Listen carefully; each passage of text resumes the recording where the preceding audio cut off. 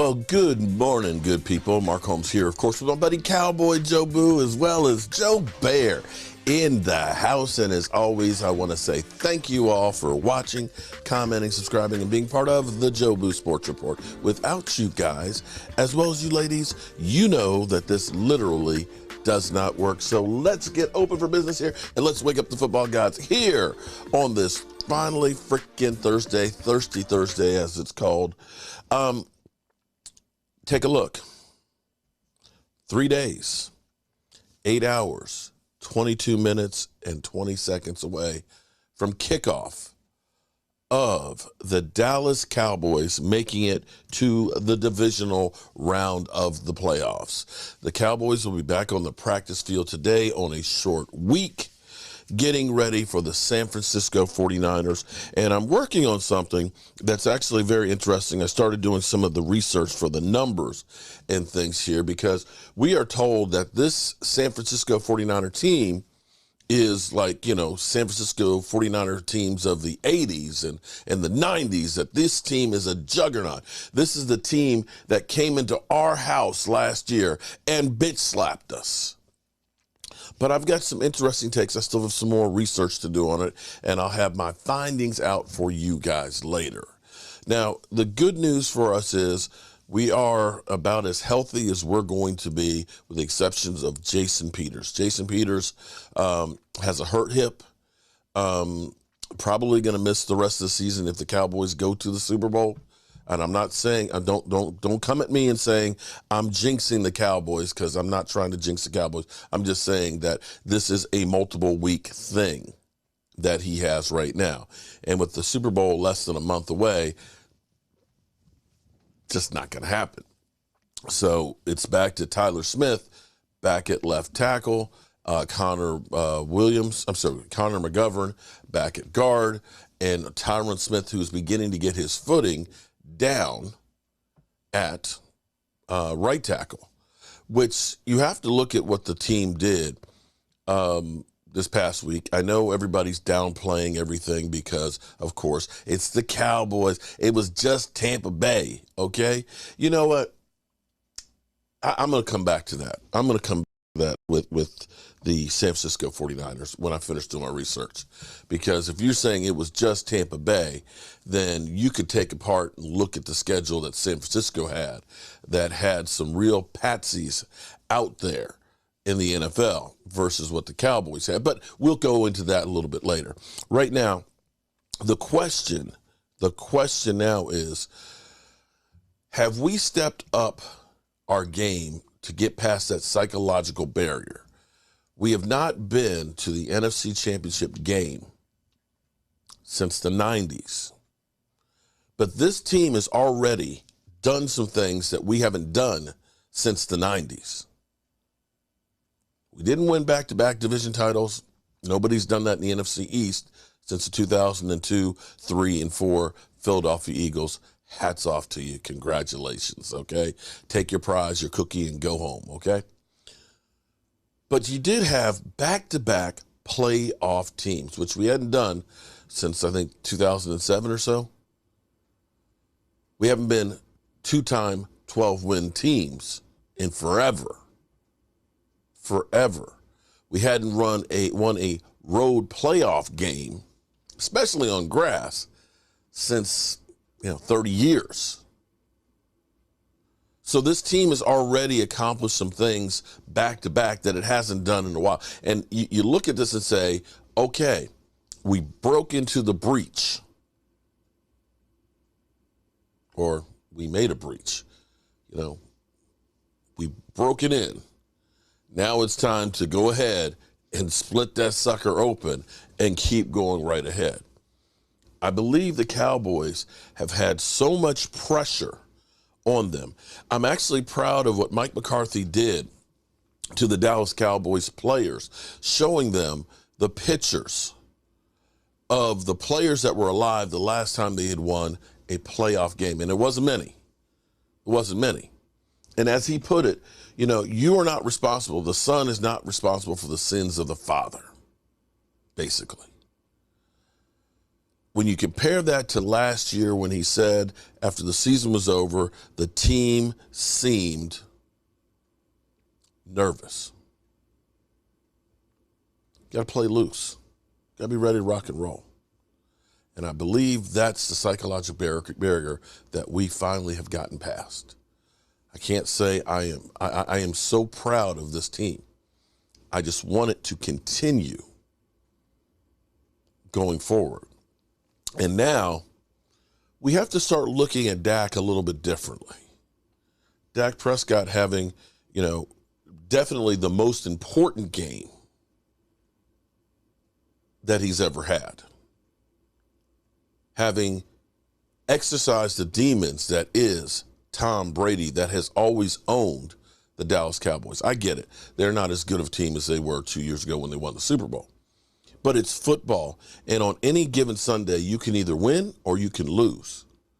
But to get that win, to cross off so many different things on the list of problems and challenges the Cowboys have had, you've got to feel relieved. You've got to be feeling like I'm ready to poke my chest out, that I can do anything, especially with the quarterback that you had that truly looked like he wasn't a bus driver. He looked like a field general. He was directing traffic. He was firing people up. He was doing incredible things. And if he can do that, I believe that this team gets the win against San Francisco. Let's listen this morning to what they have to say on Get Up. Just happened. I haven't even heard the whole tape. I'm listening to it with you guys live as well. As we get up with you starting right now on this Thursday, delighted you are there, delighted they are here. Graziano's ready to go. Ninko's ready to go. Bartholomew Here we go. in the house. And Damien is preaching once again today. How are we, D. Wood? I'm good.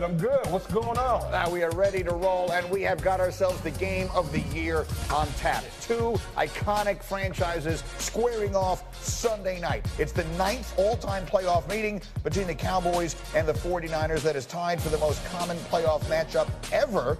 Dallas has won 5 of the previous 8. Both franchises ranked top 2 among current NFC teams in playoff wins, conference championship appearances, and Super Bowl titles. Each of them has won 5. The Niners won 4 of theirs in the 80s. The Cowboys won 3 of theirs in the 90s. Overall, they combined to win 8 Super Bowls in those decades. Here's Kyle Shanahan on the rivalry. So it was the biggest rivalry in football to me growing up. And then usually that goes away when you don't meet in the playoffs a bunch. And we had a big game last year. We got a big game this year. So the more you do that, the bigger it gets again. All right, the spread is tight. Caesars like San Francisco at home, but only by 4 points. The total, by the way, at 46 is the lowest of the 4 playoff games this weekend. For what it's worth, Mike McCarthy is 0-3 as a head coach against San Francisco in his postseason career. One of those games, of course, came last season, the disastrous final seconds of that game in Dallas. So I gave my friend Rob Ninkovich a homework assignment. You were with us yesterday here, and I told you that I believe that when the postseason begins, these quarterbacks who don't like to run that much during the regular year, particularly Patrick Mahomes, we see them using their legs. Dak Prescott does that as well as just about any quarterback in the NFL. Show us how he's going to do it. It's only 2 plays, but just roll the tape. Let's get on this real quick. So I'm going to highlight the defensive end right here. So this is an option play. Dak is going to keep the ball. The defensive end has to make a decision. Do I go get the quarterback or do I go get the pitch? He tries to slow play it. Dak gives him a little fake, runs it up the field, close to a touchdown. So now I'm going to show you another play.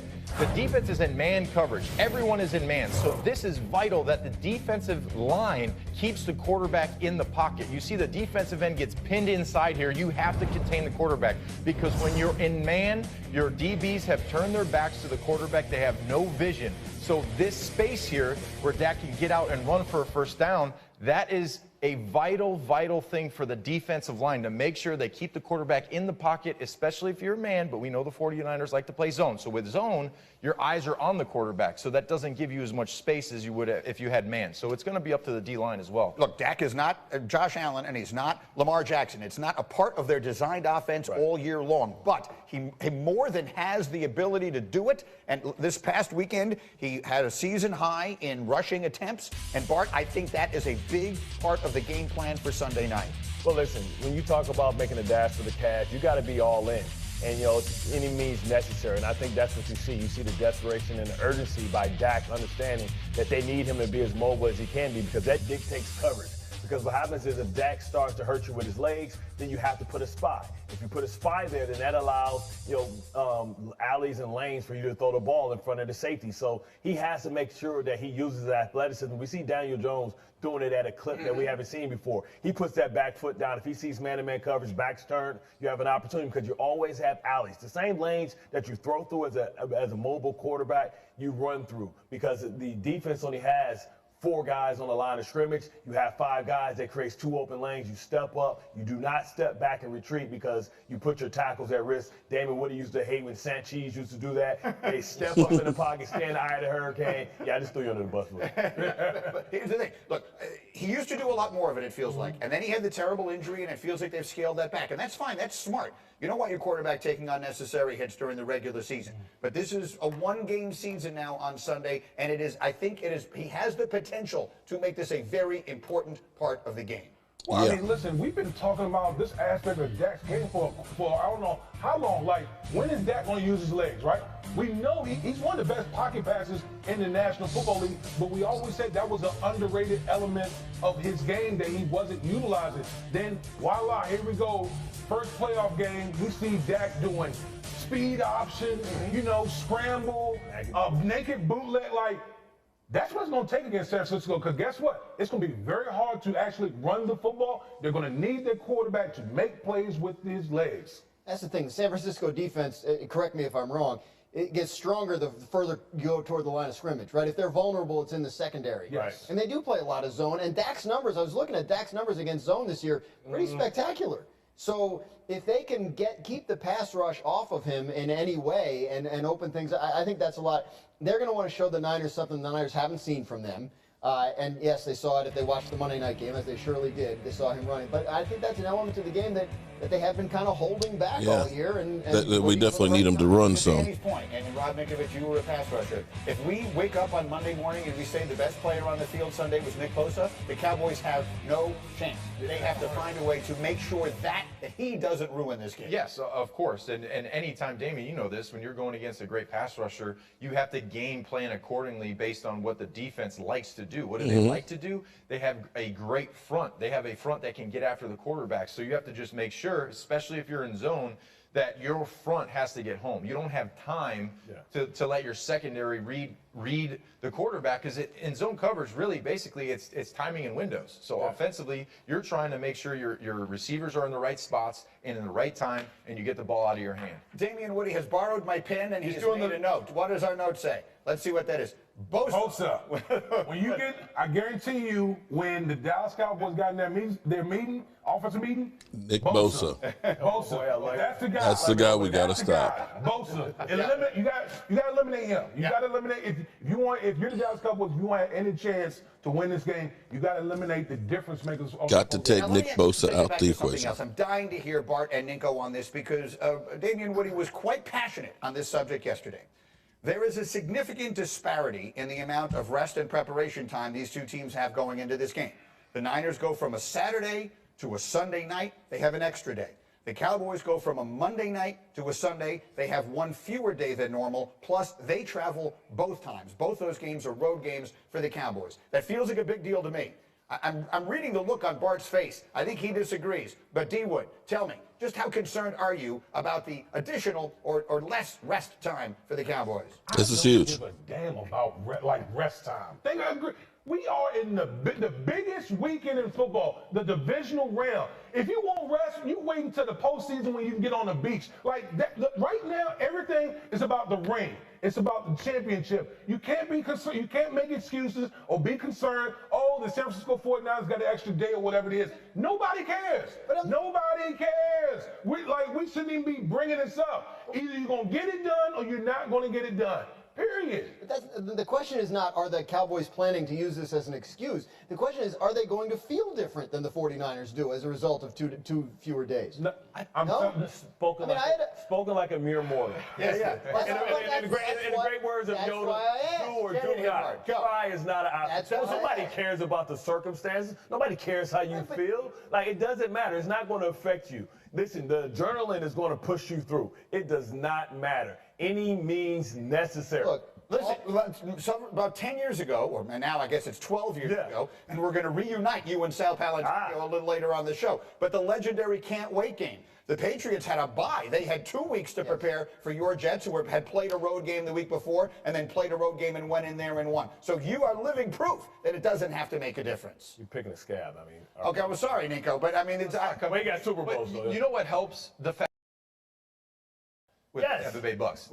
They had 68 dropbacks. They had 12 runs. They played 707. That's it. So you're basically just running around. There is nothing physical about the game that they just played. Now, if on the flip side of that, if they played a heavy run team that's running direct runs at you and you're having to, strap up and make some big hits, then, you're beat up, you're sore. So I think after the Tampa game, they're completely But the 49ers are a physical team. Does that start to matter? Third quarter, fourth quarter, the Cowboys, all that. Look, I'm dying for you all to be right. Don't get me wrong. I'm not trying to fight back here. You know where my allegiance lies in all of this. But it does feel like it has to be some. Graziano and I, and again, we didn't play, so we fully defer to you guys. It feels like it has to make some difference. I mean, I covered a Sunday night game, and they gave me a Saturday game this week, so I got a short week myself. I'm not eager to get on a plane tomorrow. I could use one more day. That's all I'm saying. But you guys obviously know a lot better. First of all, we as players, we are maniacs. Okay, say somebody's gonna out-physical. Right, we're maniacs. To sit here and say, oh, because this team has more rest, that they're gonna basically kick you behind. Really? Like you think any player is gonna respond to something like that? Come on. The margins are so small. Could it make enough of a difference to sway a close game? That's the question. Listen, Mike McCarthy better nip that in the bud immediately. It doesn't matter. You got a chance for glory. You got a chance to be immortal. These two guys have Super Bowl rings. They're immortal. When they're gone, they'll still be remembered. That's what you're fighting for. I don't care how you feel, how tired you are. Man, go complain to somebody else, man. You got the best opportunity in the world. Do you want to play it real quick? Cindy, do you have the Mike McCarthy there? I jumped right through it, but we could play it if you guys want to hear how McCarthy handled it. This was what Mike McCarthy said in response to this exactly the other day. I think it's going to serve us well. We'll have less sleep and we'll be grumpy, so we'll be fine. TV's king. I mean, there you go. What are you going to say? It's not concerned. We got plenty of time to get ready, so we're not stressed about it at all. Not stressed about it at all. You like it? I do, because really it's about you. When you get into the postseason, listen, teams are going to be who they are. Right, you understand what they need to be focusing on is who's in that bunch set, whether it's a tight end and a running back, whether it's two receivers, to understand. They need to be able to get down in tendencies and be able to come down and say, listen, we got to take it longer. You're going to take your lumps. They're going to get some. You're going to get some. But I need you to be mentally strong. This isn't about a physical thing. This is about mental toughness. And mental toughness starts with saying there's no excuses. I once went to the playoffs and went to the AFC Championship, and we had no bye that year.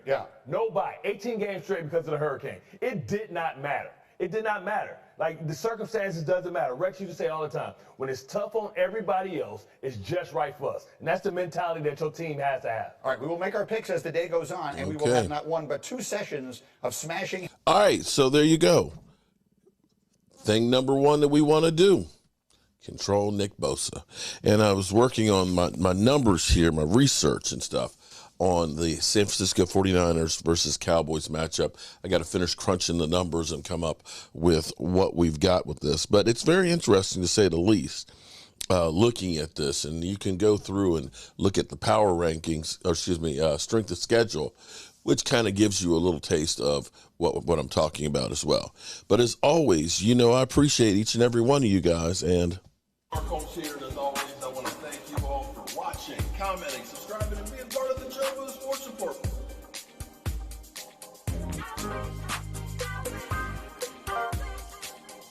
You did one hell of a job, and the only thing else I got to say is, how about them Cowboys? yeah, good people.